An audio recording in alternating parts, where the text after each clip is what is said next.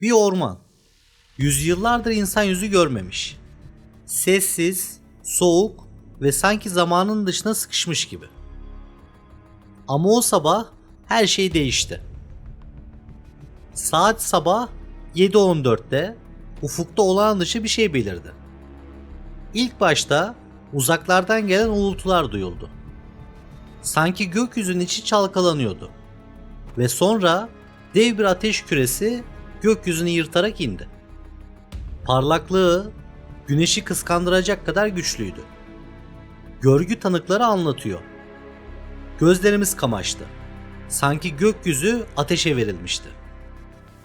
Ve bir an sonra yer, gök aynı anda haykırdı.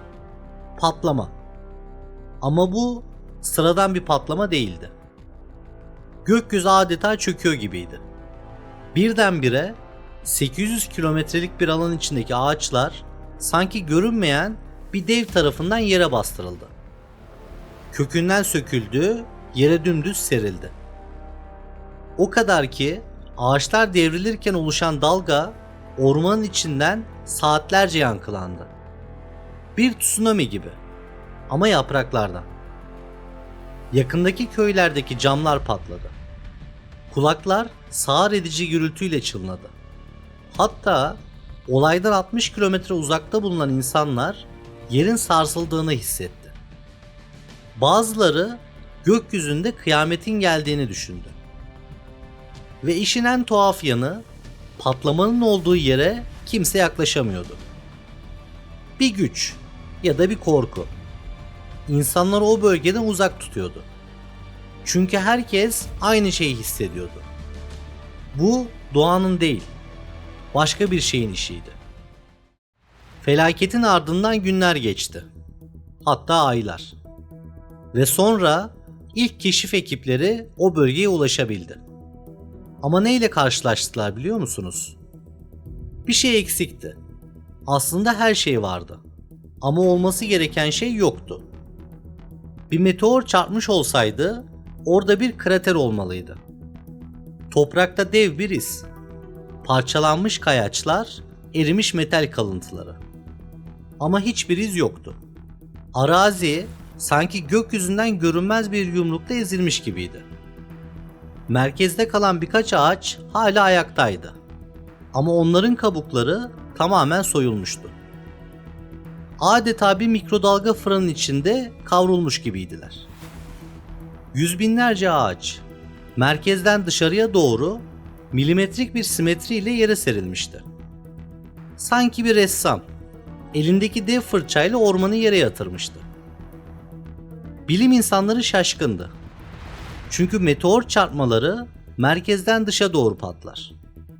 Ama burada her şey gökyüzünden yere doğru bastırılmış gibiydi. İşte o andan itibaren bilim dünyası ikiye ayrıldı. Bir grup dedi ki bu büyük ihtimalle atmosferde patlayan bir kuyruklu yıldızın kalıntısıydı. Yere çarpmadan havada infilak etti. Ama diğerleri daha temkinliydi. Bu sıradan bir doğa olayı değil. Bir şey var ama adı yok. Peki gökyüzünde parlayan o dev ateş küresi neydi? Ve neden geride hiç iz bırakmadan yok olmuştu? Tunguska olayı. Bilimin bile sustuğu bir noktada sözü artık efsanelere bırakmıştı. Yıllar geçtikçe olay yalnızca bir patlama olmaktan çıktı. Çünkü anlatılanlar daha farklı bir senaryoyu işaret ediyordu. Tanık ifadeleri birbirini tamamlıyordu. Gökyüzünde parlak bir cisim vardı.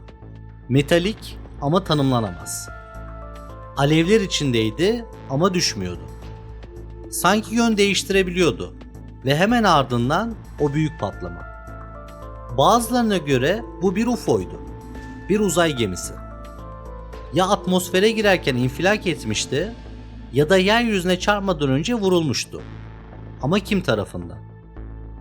İşte burada tarihin en ilginç isimlerinden biri devreye giriyor. Nikola Tesla. Yıl 1908. New York'ta yüksek bir kule yükseliyor. Tesla bu kule ile kablosuz elektrik iletimi üzerinde deneyler yapıyor. Ama bazı kaynaklara göre bu deneylerin amacı sadece enerji taşımak değildi. Bir noktaya odaklanmış, yüksek yoğunlukta elektromanyetik güç göndermek ve etkiyi ölçmekti. Peki hedef neresiydi? İddialara göre Tesla o tarihlerde Sibirya'nın ıssız bir noktasını seçmişti. Çünkü orada kimse yaşamıyordu. Ve patlamanın tam da o tarihte, tam da o koordinatta meydana gelmesi bazılarına göre tesadüf değildi. Bir teoriye göre Tunguska, dünyanın ilk uzun menzilli enerji silahı testiydi. Ve bu silah, yıllar sonra ölüm ışını olarak anılacak bir kavramın ilk adımıydı. Tesla bunu planladı mı, yoksa bir deney kontrolden mi çıktı? Belki de Tunguska, insanoğlunun bilinmeyene attığı ilk adımın fazla ileriye gittiği andı. Bir gizem ne kadar büyürse, cevap arayanlar da o kadar çoğalır. Tunguska olayı yıllar boyunca komploların gölgesinde kalsa da bilim insanları ellerindeki tek silahı kullandı: akıl ve analiz. Öncelikle gözlemlenen yıkımın büyüklüğü simüle edildi ve sonuçlar şaşırtıcıydı. Patlamanın şiddeti 10 ile 15 megaton TNT gücündeydi. Bu, Hiroşima'ya atılan atom bombasından tam 1000 kat daha güçlü bir enerji demekti. Ve bu enerji sadece birkaç saniyede açığa çıkmıştı. Ama hala cevaplanamayan bir soru vardı. Bu kadar büyük bir patlama nasıl oldu da iz bırakmadı? Bilim verilerle konuşur. Ama Tunguska veri kadar çok soru da bıraktı geride. Bazı araştırmacılar hala şüpheli. Eğer bu olay bugün yaşansaydı çok daha fazlasını anlayabilirdik.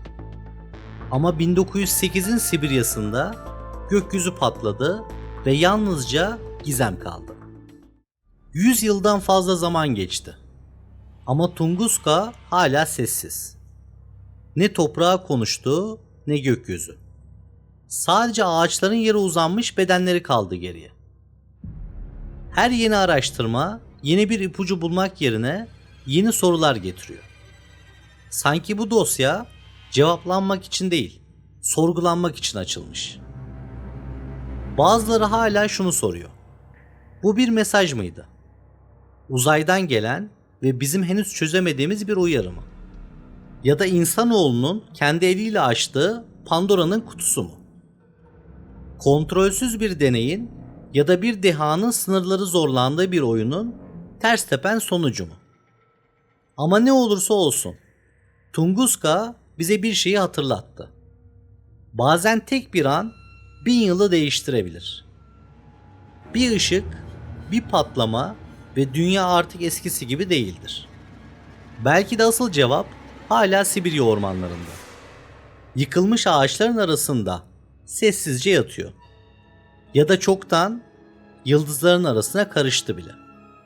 Abone olmayı unutma. Çünkü bir sonraki sır perdesi belki de seninle açılacak.